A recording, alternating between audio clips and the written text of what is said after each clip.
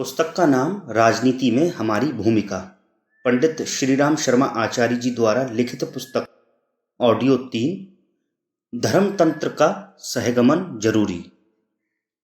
लोग एक प्रश्न अक्सर करते रहते हैं कि हम राजनीति के क्षेत्र में प्रवेश क्यों नहीं करते और राजतंत्र को अपने अनुकूल सरकारी स्तर पर वह सब सहज ही क्यों नहीं करा लेते, जिसके लिए इन दिनों इतनी अधिक माथापच्ची कर रहे हैं। इस सुझाव के पीछे अपनी अपने संगठन की वह क्षमता और व्यापकता है, जिसका वही मूल्यांकन कर सकने वाले लोग अनुभव करते हैं कि इन दिनों अपना तंत्र किसी भी राजनीतिक, सामाजिक या धार्मिक तंत्र से कम प्रखर एवं कम सशक्त नहीं है। वर्तमान युग में राजनीति की सर्वोपरि सत्ता और महत्ता को स्वीकार करने में हमें कोई आपत्ति नहीं है।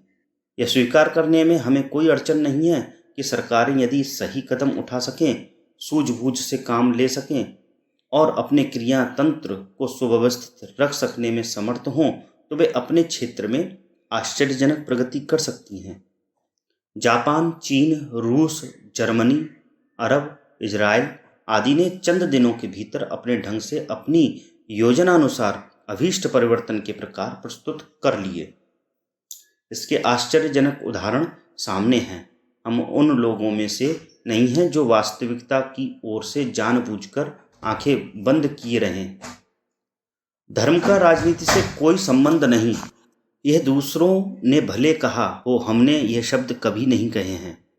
इतिहास ने हमें सिखाया है कि धर्म की स्थापना में राजनीति का सहयोग आवश्यक है और राजनीति के मदोन्मत्त हाथी पर धर्म का अंकुश रहना चाहिए। दोनों एक दूसरे के विरोधी नहीं वरन पूरक हैं। दोनों में उपेक्षा या असहयोग की प्रवृत्ति नहीं वरन घनिष्ठता एवं परिशोषण का साधन तारतम्य में जुड़ा रहना चाहिए। इतिहास साक्षी है कि जनता के सुख सौभाग्य में अभिवृद्धि का आधार दोनों के बीच साधन सहयोग ही प्रमुख तथ्य रहा है। गुरु वशिष्ठ के मार्गदर्शन और रघुवंशियों के शासन क्रम ने त्रेता में उस सतयुग की स्थापना की थी जिसे हम रामराज्य के नाम से आदर के साथ याद करते हैं। चाणक्य के मार्गदर्शन से गुप्त साम्राज्य पनपा, फैला और परिपुष्ट हुआ था। पांडवों का मार्गदर्शन कृष्ण ने किया था और दुशासन का उन्मूलन कर सुशासन की स्थापना की थी। राजा मानधाता का सहयोग शंकराचार्य की दिग्विजय का महत्वपूर्ण आधार था। भगवान बुद्ध के प्रभाव से सम्राट अशोक का बदलना और अशोक की सत्ता के सहयोग से बुद्ध धर्म का समस्त एशिया में फैल जाना एक ऐसी सच्चाई है जिससे इनकार नहीं किया जा सकता। समर्थ गुरु रामदास जानते थे कि धर्म प्रवचनों से ही काम चलने वाला नहीं है, सुशासन की स्थापना भी आवश्यक है। अस्तु उन्होंने शिवाजी जैसे अपने प्रधान शिष्य को इस मार्ग पर अग्रसर ही नहीं किया, अपने स्थापित 700 महावीर देवालयों के माध्यम से आवश्यक रसद, पैसा तथा सैनिक जुटाने की भी व्यवस्था की। शिवाजी उसी सहयोग के बल पर स्वतंत्रता संग्राम की ऐतिहासिक भूमिका प्रस्तुत कर सके। गुरु नानक का पंथ एक प्रकार से स्वाधीनता के सैनिकों से ही बदल गया। उनने एक हाथ में माला और एक हाथ में भाला का आदर्श प्रस्तुत करके ये बता दिया कि राजतंत्र और धर्मतंत्र को विरुद्ध दिशाओं में नहीं चलने देना चाहिए, वरन उनके कदम एक ही दिशा में उठने की आवश्यकता हर कीमत पर पूरी की जानी चाहिए। बंदा बैरागी ने सच्चे अध्यात्मवादी का उदाहरण प्रस्तुत किया और समाधि, साधना एवं ईश्वर के प्रति आत्मसमर्पण की तरह ही अपना सर्वस्व राजनीति सदाचारता की ओर मोड़ने के प्रयास में अपना सर्वस्व उत्सर्ग कर दिया। भगवान का धर्म से ही सीधा संबंध जुड़ता है, पर अधर्म के अभिवर्धन के प्रधान कारण दुशासन को बदलने के लिए वे समय समय पर अवतार धारण करते हैं। कच्छ, मच्छ, वराह, नरसिंह, वामन, परशुराम, राम, कृष्ण, बुद्ध आदि अवतारों ने कुशासन के विरुद्ध सीधी कमान संभाली। उनकी लीलाओं में इस प्रकार के उन्मूलन एवं परिवर्तन का घटनात्मक क्रम ही प्रधान है। अवतारों ने अन्य चरित्र भी दिखाए होंगे, पर उन्हें जिस प्रमुख प्रयोजन के लिए आना पड़ा वह अधर्म की सत्ता को धर्म स्थापना के उपयुक्त बनना ही प्रधान कार्य था। अगला निष्कलंक अवतार जो होने जा रहा है उसकी दृष्टि भी सुशासन की स्थापना पर ही होगी।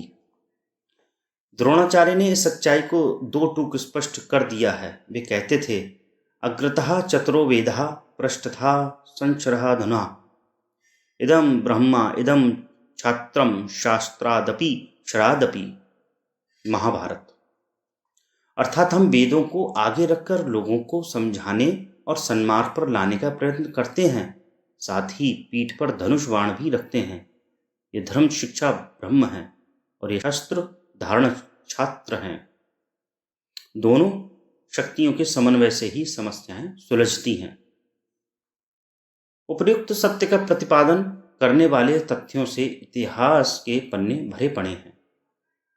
अभी कल परसों महात्मा गांधी, जिन्हें इस युग का धर्म पुरुष कह सकते हैं, अपनी जीवन साधना से राजनीति का प्रधान समन्वय करके यह आदर्श प्रस्तुत कर रहे हैं कि धर्म और राजनीति एक दूसरे के विरोधी नहीं वरन पूरक हैं।